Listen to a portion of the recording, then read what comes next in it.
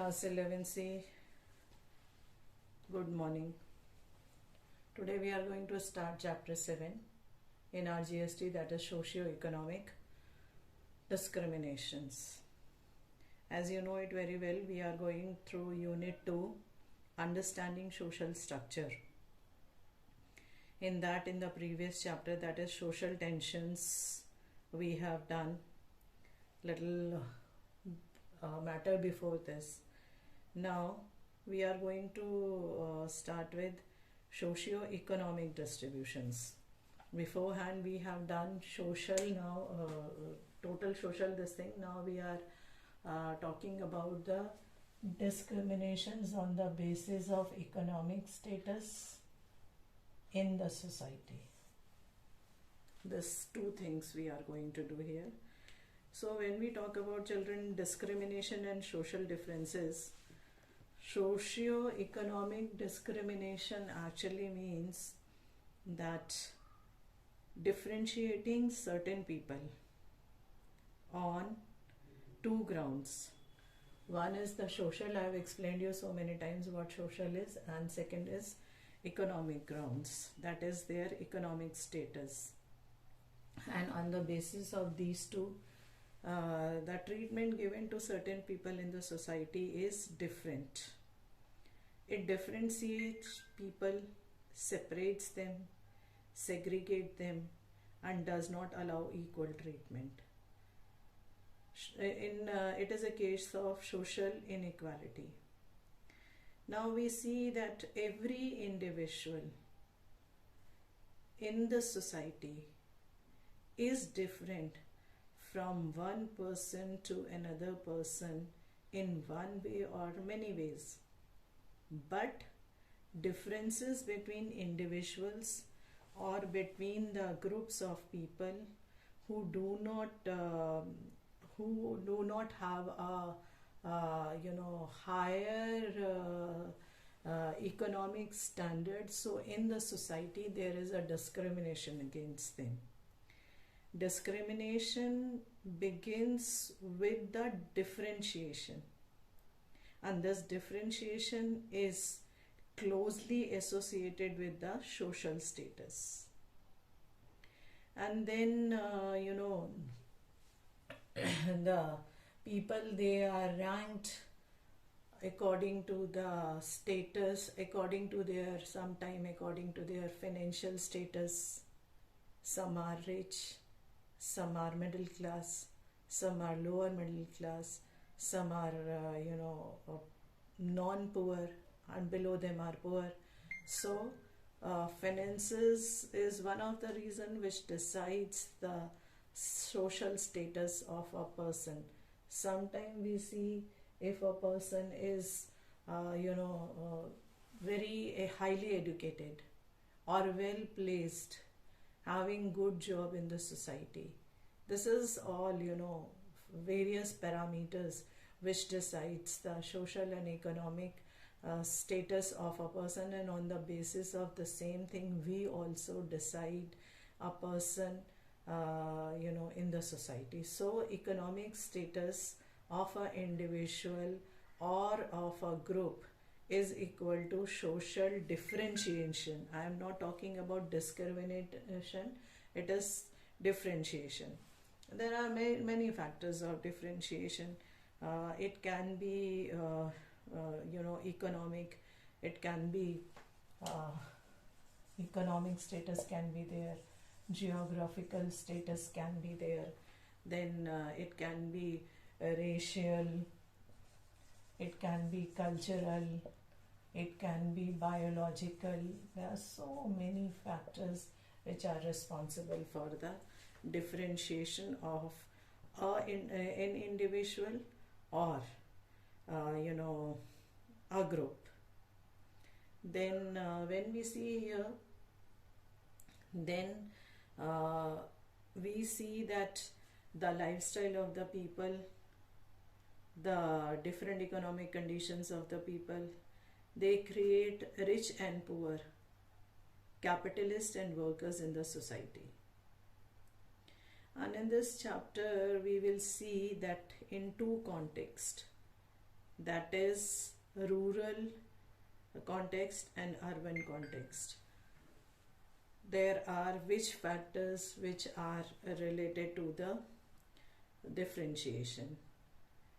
When we talk about the Vedic age, come to the Vedic age, when we talk about the Vedic age, we can see that Aryans, they were the invaders, and they came to India, and they have white skin, and non-Aryans were the one who were the dark skinned people. And like this, with the passage of a time, with the passage of more areas, we can see that these people, they have spreaded in the upper region of the northern India.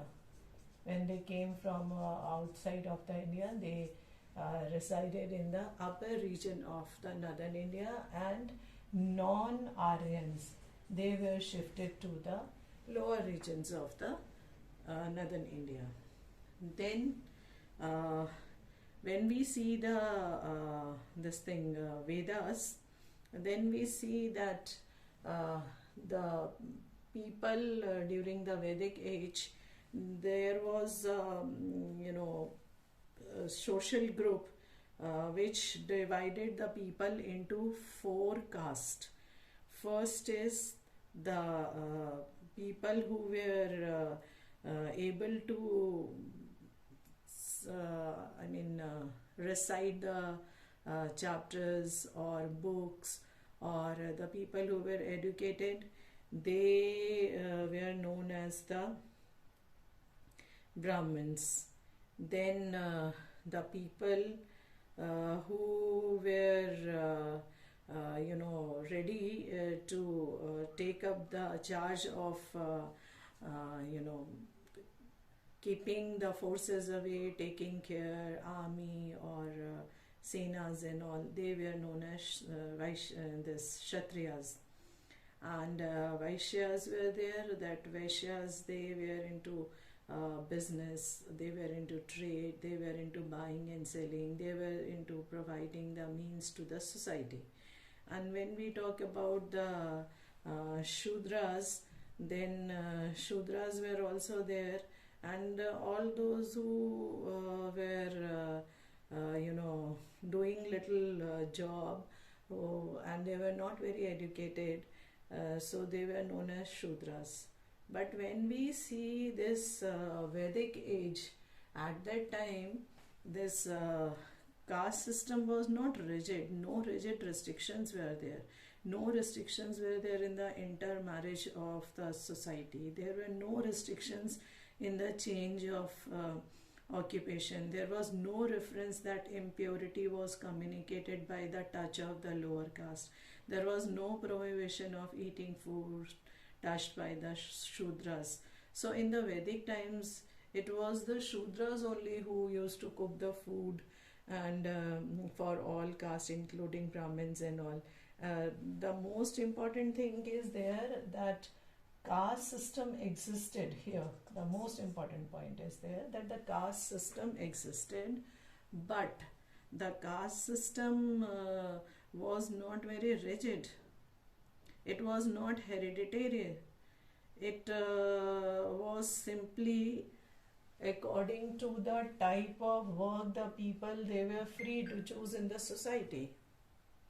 But come to the next point. Here the caste system.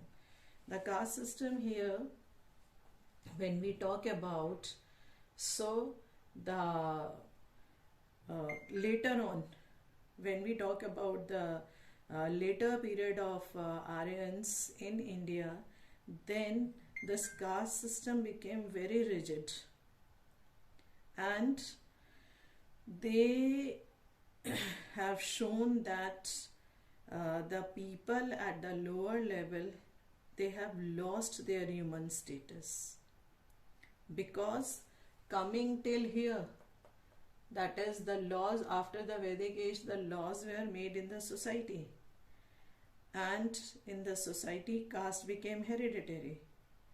The category of other people for the various caste was outcast, and this caste system became an insular and stagnant in the society. Then when we talk about, we are talking about the later period of Aryans and the starting period of Aryans. When we talk about little more, that is when we talk about the medieval period of India or medieval period of our history, then we see that caste became more rigid in the face of foreign invasions. The British further encouraged the continuity of the caste system because, according to them, they have followed divide and rule policy. And divide and rule policy was successful or was going to be successful only when they have given every caste as a separate status. Then only they were going to be successful for this. So till here children, you have seen socio-economic discrimination when we are talking here.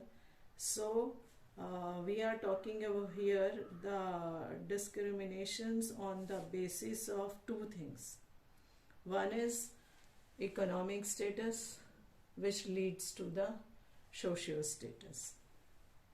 You have also seen so many people in the society with whom you are not very comfortable, especially on the basis of finances, on the basis of education, on the basis of prosperity, on the basis of the job, on the basis of what you say is having to be placed on the higher place in the society, that is to be a higher job in the society.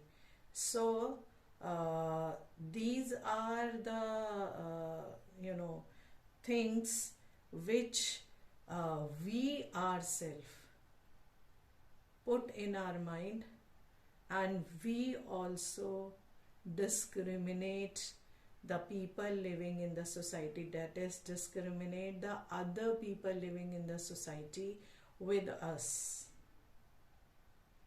And in the same way, the people who are living and they are having the higher standard, they are having more money, they are placed on the more good jobs, they also don't want to intermingle with us in a present day society also. So these are not these are the things which are not written in any book that we have to follow this.